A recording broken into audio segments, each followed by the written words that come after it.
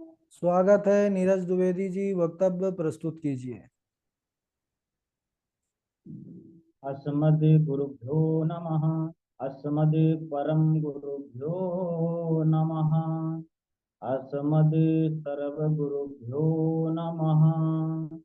श्री राधा कृष्णाभ्यां नमः। श्रीमते रामानुजाय नमः।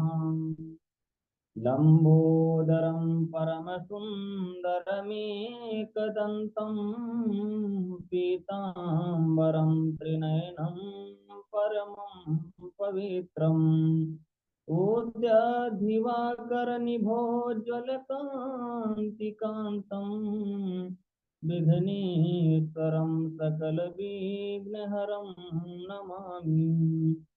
शरीरं स्वरूपं ततो वा कलत्रं यशश्चारु चित्रं धनं मेरुतुल्यम् मनश्चैनलग्नं श्रीगुरुर्पदमयि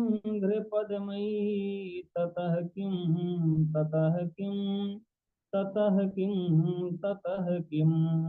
नारायणं नमस्कृत्यं नरं चैव नरोत्तमं देवीं सरस्वतीं व्यासं ततो जयमुदीरयेत्। जयतु देवो देवकीनन्दनोऽयं। जयतु कृष्णो वृषणीवंश प्रदीपः। जयतु मेघश्यामलः कोमलाङ्गम्। जयतु पृथ्वी भारनाथो मुकुन्दः। रसड़त्वदीयपदपङ्कजपञ्जरान्ते अद्यैव मे विततु मानसराजहंसः। प्राणप्रयाणसमये कफवातपित्तैः कण्ठावरोधनविधौ स्मरणं कुतस्ते। करारविन्देन पदारविन्दं मुखारविन्दे विनिवेशयन्तम् वटस्य पत्रस्य पुटे शयानं बालं मुकुन्दं मनसा स्मरामि। रामाय रामभद्राय रामचन्द्राय वेधसे रघुनाथाय नाथाय सीताया पतये नमः। वो थोड़े धीरे बोलो। शोकनाशनं कपीशमध्यहन्तारम् वन्दे लङ्काभयङ्करम्।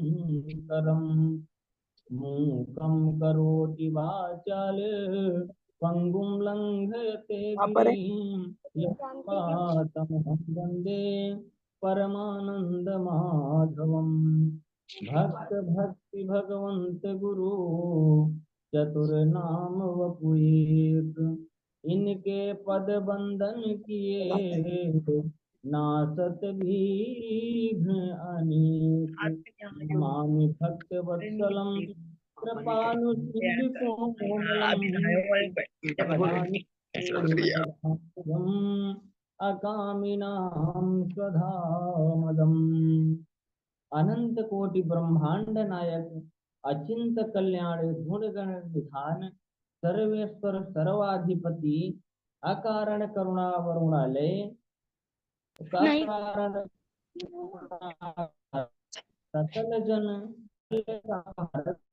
परात्पर परब्रह्म अनंत कोटि कंदर्प दर्प दलन पटियान निर्गुण निराकार सगुण साकार जगदैक बंधु करुणैक सिंधु सच्चिदानंद घन परमात्मा श्री कृष्ण एवं श्री राधा रानी जी के युगल चरण अरविंदों में दास का बारंबार प्रणाम।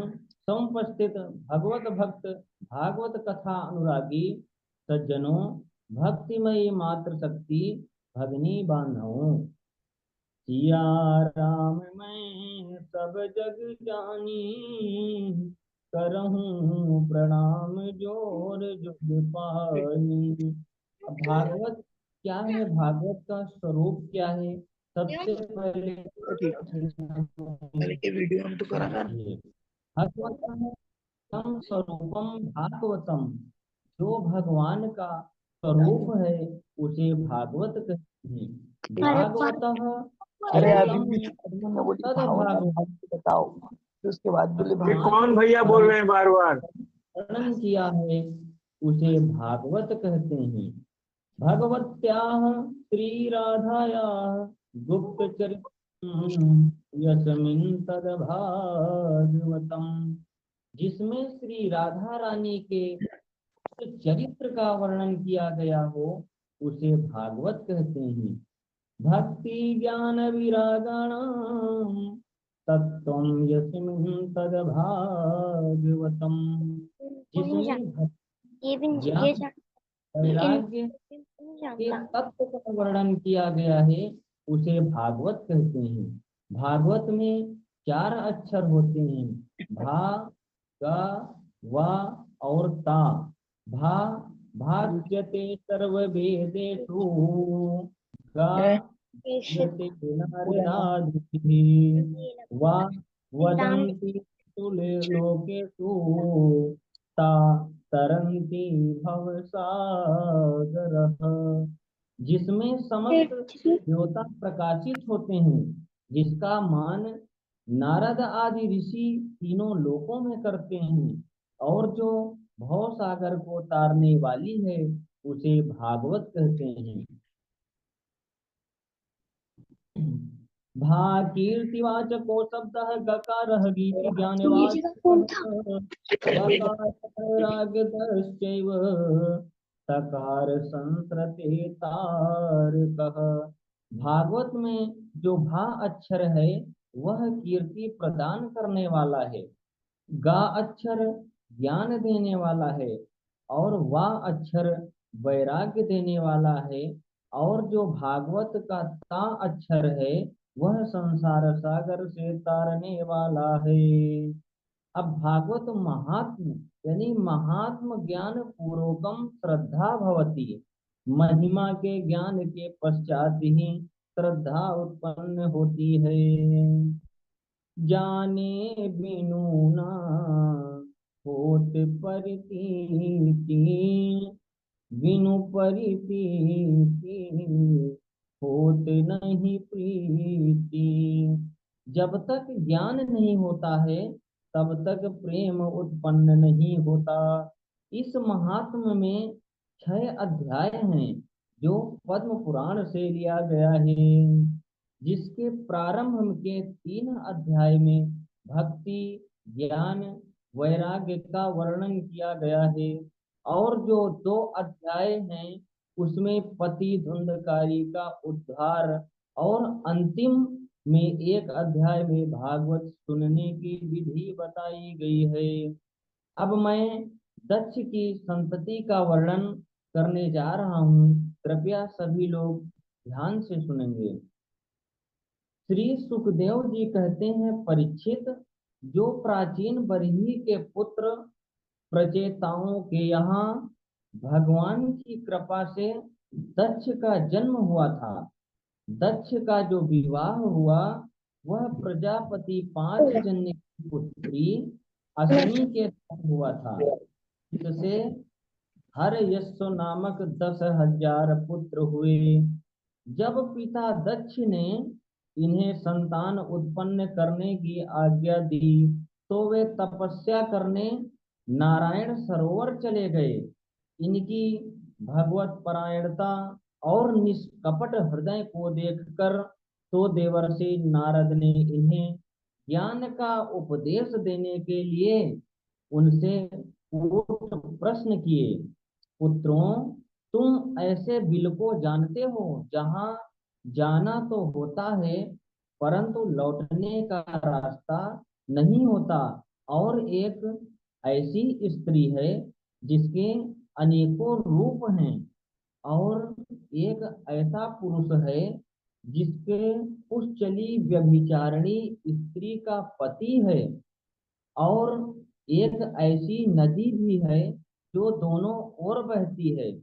ज्यादातर तो नदियां एक तरफ बहती हैं, लेकिन जो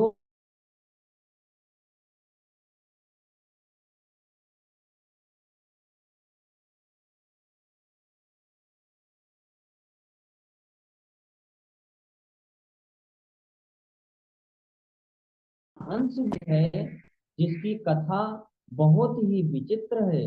तुम अगर यह सब जानते हो तो हयस्यों ने मना कर दिया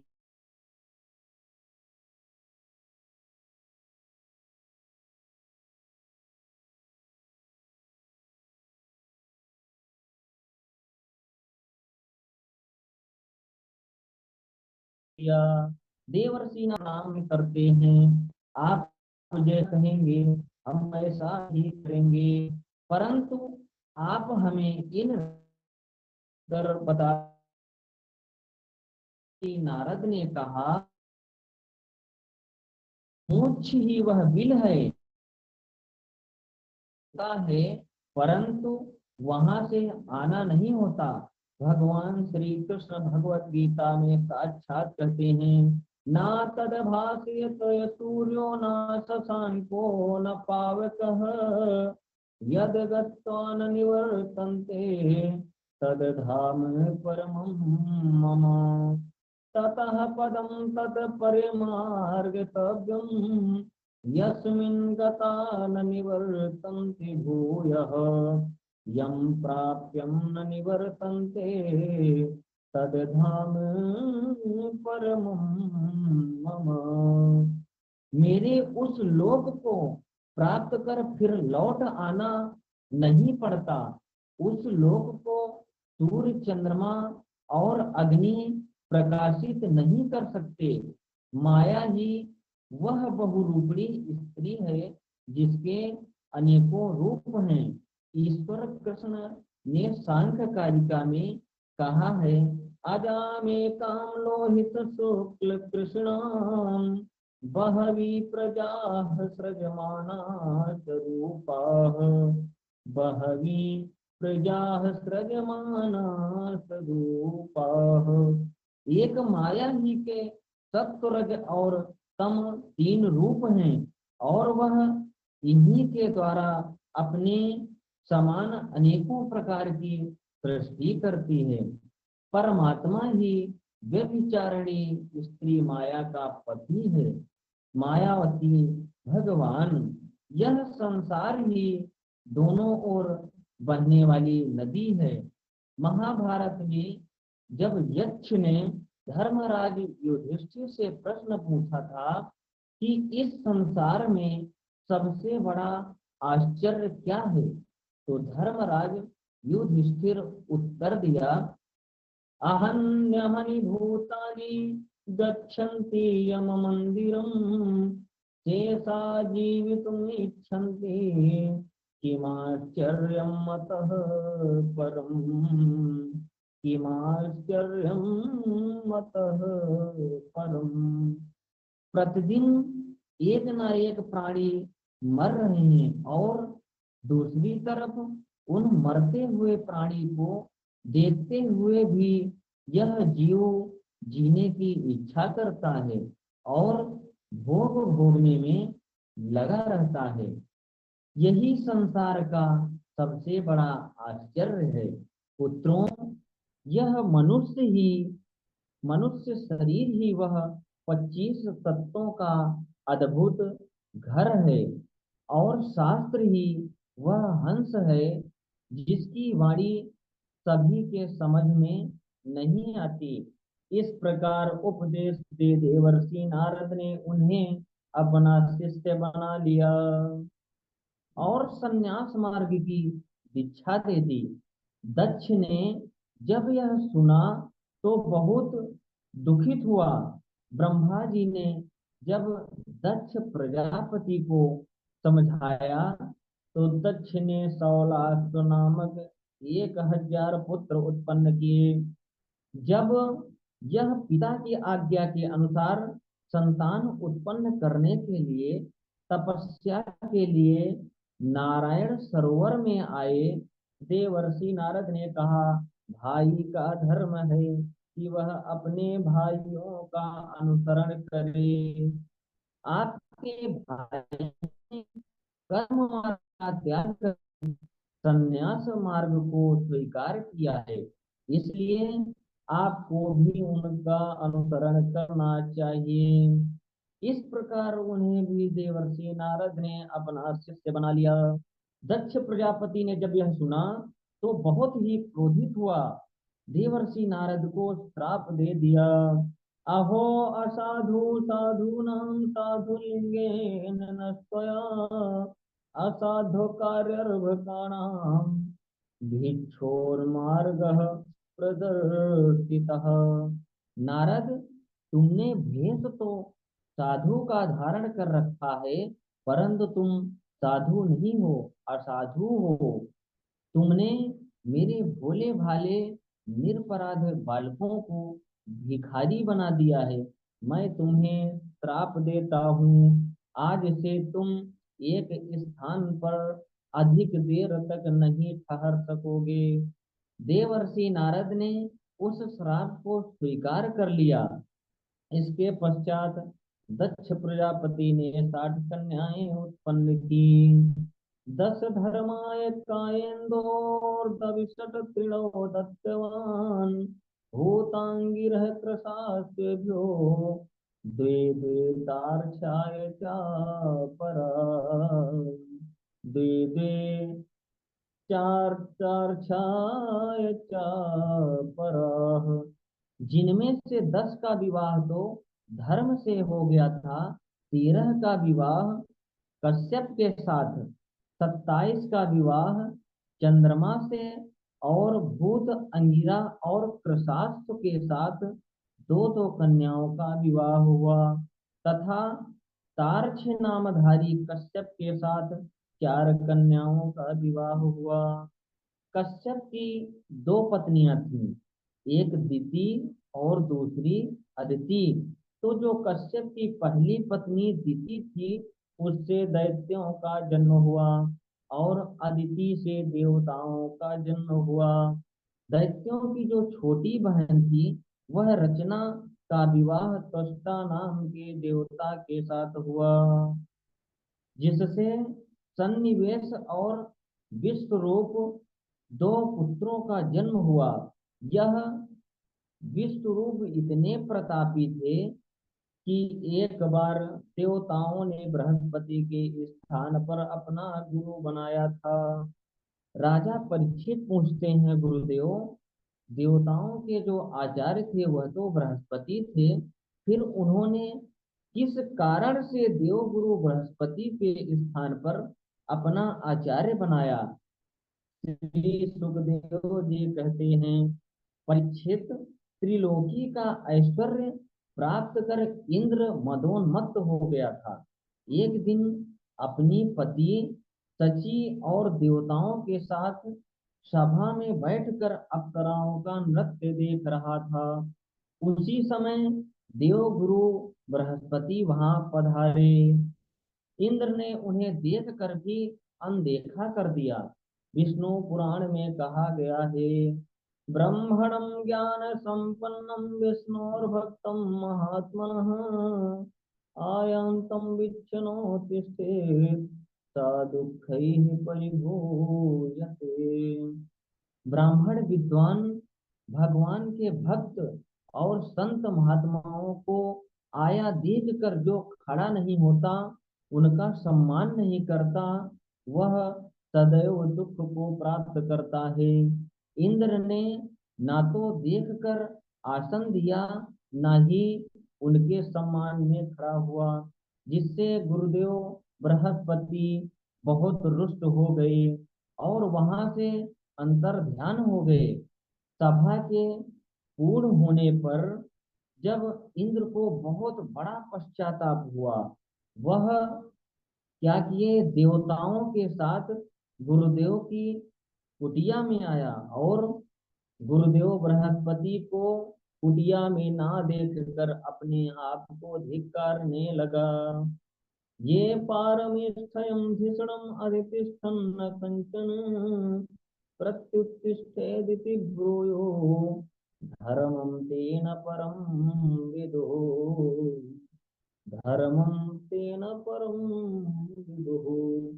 जो यह कहता है कि सार्वभौम सिंहासन पर बैठा हुआ राजा किसी के आने पर खड़ा ना हो, तो वह वास्तव में धर्म को नहीं जानता है। दैत्यों को जब इस बात का पता चला तो उन्होंने देवताओं पर आक्रमण कर दिया। उन्हें परास्त करके उनसे उनका स्वर्ग छीन लिया। देवता जब हार गए, थक गए, तो वह ब्रह्मा जी की शरण में गए। ब्रह्मा जी ने कहा, तुमने ऐश्वर्य के मद में इतना अंधे हो गए कि देवगुरु बृहस्पति की अवहेलना करके तुम लोग अच्छा नहीं किए हो। न विप्र गोविंद कवीश्वराणाम भवंत भद्राणि नरेश्वराणाम। क्योंकि जो ब्राह्मण गाय और गोविंद की आराधना करता है उसका कभी अमंगल नहीं होता। इसलिए तुम लोग त्वष्टा के पुत्र विश्वरूप को अपना आचार्य बना लो। यदि तुम उनके असुरोचित प्रेम को क्षमा कर सको तो वे तुम्हारा राज्य पुनः वापस लौटा देंगे। ब्रह्मा जी ने इस प्रकार कहने पर देवता विश्वरूप के पास आए।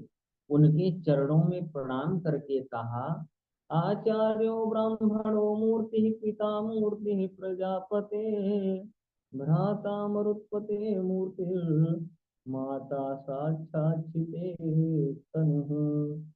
आचार्य तो वेद की मूर्ति हैं, ब्रह्मा की, भाई इंद्र की और माता साक्षात पृथ्वी की मूर्ति है। बेटा, विश्व रूप दैत्यों ने हमसे हमारा राज्य छीन लिया है। इसी दुख से दुखी हो हम आपकी शरण में आए हैं। आप अपने तपोबल के प्रभाव से हमें हमारा राज्य पुनः दिला दो। हम आचार्य के रूप में तुम्हारा वरण करते हैं। अस्तु। धन्यवाद गुरु जी। बोलिए भक्त वत्सल भगवान की जय। भागवत महापुराण की जय। बोलिए गुरुदेव भगवान की जय। राधे राधे गुरु जी।